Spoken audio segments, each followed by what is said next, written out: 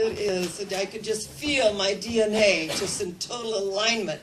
It's a happy day, and we are here together, and that's so wonderful. So as I welcome you once again to Interfaith Spiritual Center Worldwide, I just want to acknowledge that nothing happens by chance, that we are all here by divine appointment.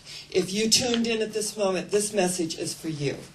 Because as we come together, we know that many times the spirit is willing, and the old saying, the flesh is hesitant, right? So we have to bring the body, with us at times, because the ego always resists what's good for us, because we always heard about what was good for us. But the truth is, there comes a day when we want what is good for us, that we want to celebrate life, and to have that willingness to know that in our way of life, we have within us that opportunity to turn the routines of work, samsara, as the ancient Sanskrit word, the daily round, getting up in the morning, doing our thing, coming home, going to bed, the daily round, samsara. That there is a very fine line between samsara, the daily round, and nirvana, which is the highest state of heaven on earth that we can attain to. That we have that within us that can transform the routines of work into celebrations of life and love. And I would not be in this way of life if I did not see that demonstrated over and over and over again. And that when we have resistance to come up, let it come up, bubble up and out, and notice it. We're talking about the art of being today. The psalmist said, be still and know that I am God. Be still and know. All the monkey chatter, the monkey mind that, oh, you got to be here, you got to do that, and you can't pay that, and what happened with that, and all that stuff. Be still and know that I am God. That every one of us is a co-creator with God, our higher power, whatever we conceive that to be for us. That is a very powerful place in which to live and move and have our being, especially in the world with so much going on, just coming at us all the time, and we hear it. It's just, we're bombarded with it. Be still and know that I am God. And what's so great about that? You can turn it off. You turn it off. I go within. I say, yes, there's a lot of work to do on the planet.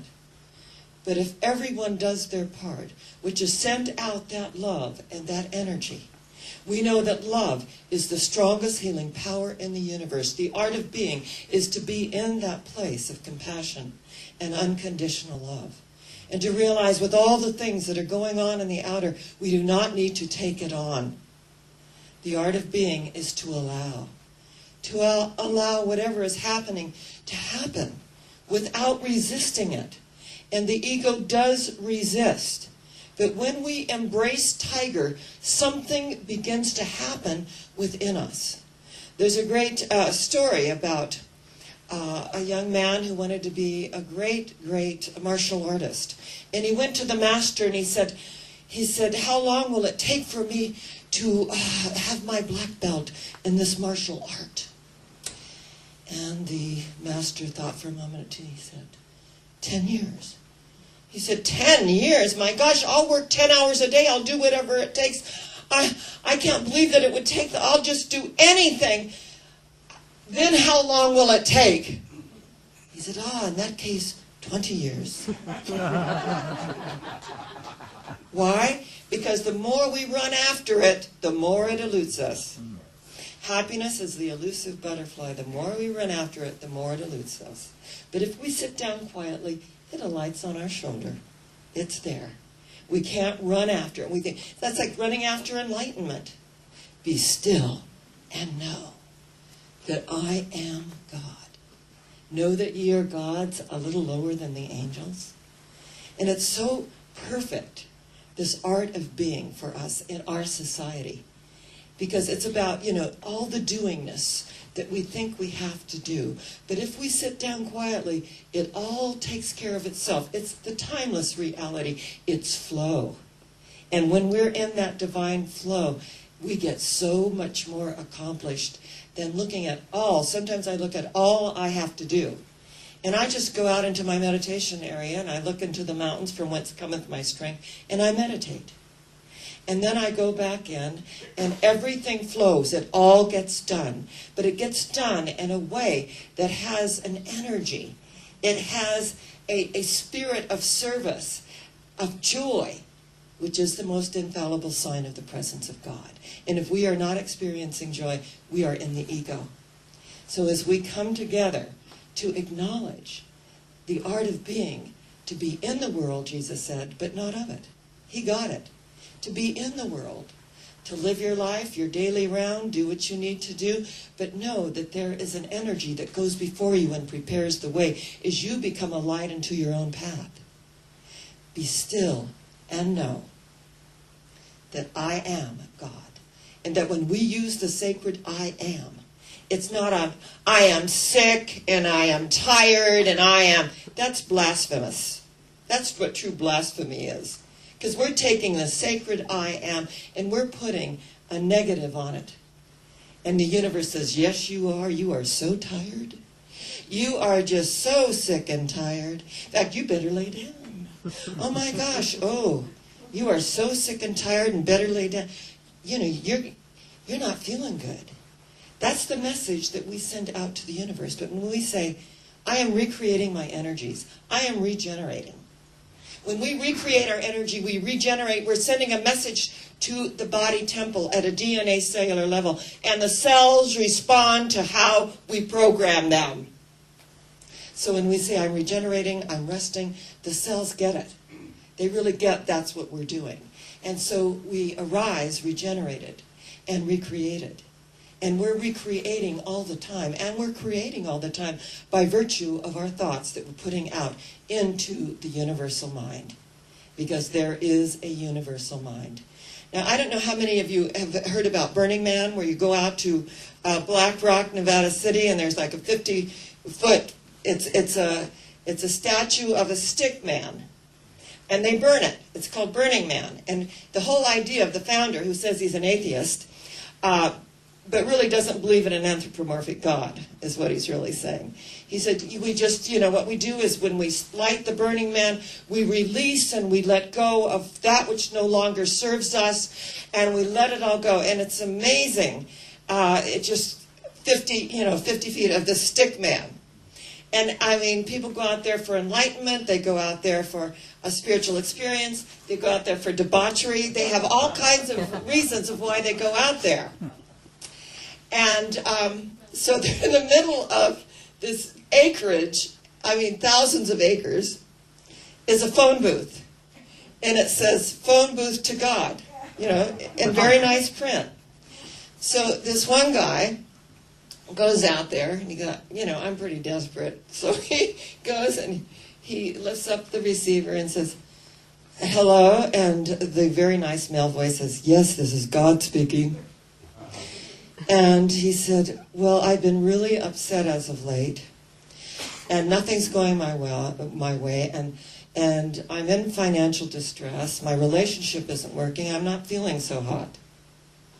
And this voice says, breathe. And he looks at the phone. He goes, not a new age, tired expression of breathe. But he thought, hey, I'm talking to God here, so maybe I'm going to do what God says. So he breathes. In fact, let's all take a deep breath. And he breathes. Doesn't that feel good? He breathes. And he said, God said, when you breathe, you let go. And you allow another energy to vibrate at a higher frequency. When you breathe, all your worries, all your cares, all your concerns are lifted up to a solution level. When you breathe, you are acknowledging you are alive. Because the Bible states there is a spirit within man and within woman, and the breath of the Almighty hath given them life and understanding. So not only life, the breath, but understanding. So he said he hung up the phone and he said he felt lighter. He felt more alive. He felt an energy that he could just breathe through it. And this is so wonderful because my 6-year-old grandson, he was concerned, and his mother said, "So what do we do when we get like this?" He goes, "We breathe." Now breathe slower. Breathe. Okay. And she said, "What do we say?" And he said, "All is well." Now, if a 6-year-old can do this, we can do this. Don't you agree? Let's say that. All is well. All is well. And see, when we say it, we're sending a message out to the universe. All is well. I mean, it may look like hell out here, but all is well within. As within, so without. The art of being. And I have friends that do sculptures and they do pottery, and they talk about how patient you have to be when you're making something on the potter's wheel. And that it takes actually several weeks. You don't just go in and do the thing and throw it in the kiln and, do the painting and all of that. It's a process. So it is a process with each and every one of us to be patient with ourselves.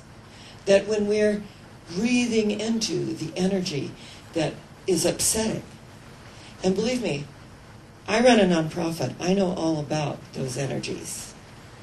I know all about when it looks like, in quotes, how are we going to keep the doors open, that kind of thing. And what is so miraculous about that is when we breathe into it, and we know that the mastermind, which is God, it's a mastermind principle, and in fact, Eugene Pearson was the original one that thought of the mastermind. Napoleon Hill piggybacked, and, the rest is history, isn't it? But there is a power in the mastermind.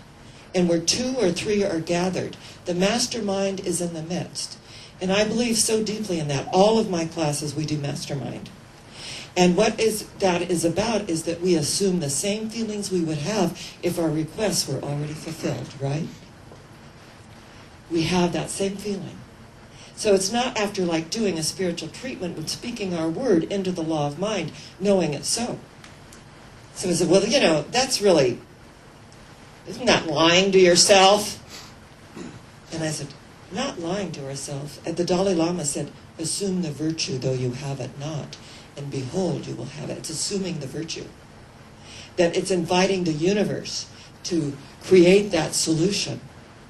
It's knowing that people, places, and things are for us.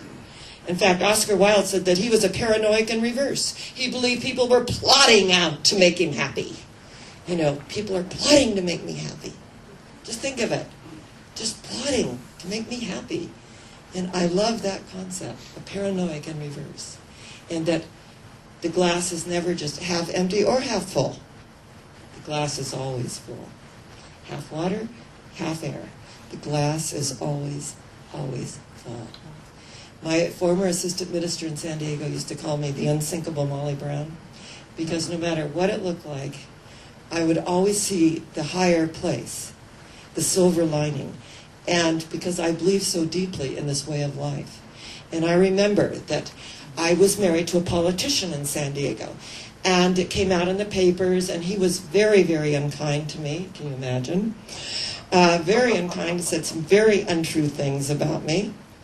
And in fact, I had some people leave our congregation because they said, oh, she's airing her dirty laundry. Well, I'm not airing anything, but, he said these things, and they were in the News San Diego Union.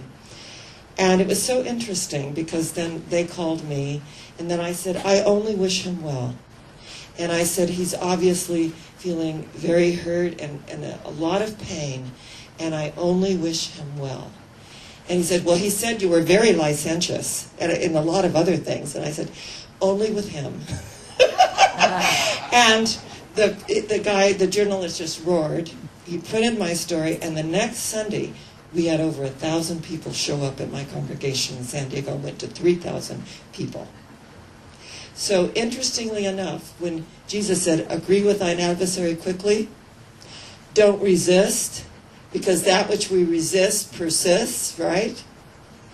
And when we can put out love in the face of feeling defensive, because a secure person, a mindful person, is more exuberant, is much happier, and feels the energy of life. A mindful person is in the now. So the weaknesses that show up, we just look at those weaknesses. Oh, this is where I need to work. Thank you for that information. And when we have the information, we can do something about it. So the art of being is to be in the world. Go through the daily round. Express yourself. Sometimes we fall down. We pick ourselves back up. We brush ourselves off. We're not always going to meet the mark. We're going to miss the mark. That's what sinning means. Remember that. It's an ancient Hebraic term. It means I've missed the mark. I get to do it again. It's an archery term. So the art of being is to be in the world, to feel all the energies that we feel, to stay with them, to embrace Tiger when we need to. And in the middle of the desert, there is a phone booth and it says, call God. And that desert is in our own consciousness. And God says, breathe. And when we breathe into that energy, no matter what it looks like, it lightens. Solutions come up. Energy arises that we didn't even know was there. Reserves come up. Be still and know that I am God. That each and every one of us is that God presence, incarnate, co-creators with that energy of the universe. Whatever we choose, whatever name we put on our higher power, to really know that God is our source, that it is within us, and that everyone in our energy field is uplifted and healed in our presence, because we are allowing ourselves to be in the world, but not of it, of a higher spiritual vibration. It's the realization that I'm not going to be a martial artist overnight, that it takes flow. Just as our yoga teacher, I'm a yoga student myself. And so there are certain positions that, you can do easily one day, and the next day you think, what happened? You just keep on keeping on, because there is a divine flow. And the art of being is to be in the world, to live our lives, to be all that we can be, and to give it all we've got. So, in this realization, where are we going? Higher yet. Where? Higher yet. We are going higher yet. I am in a high place, and I will not come down. So it is. God bless you.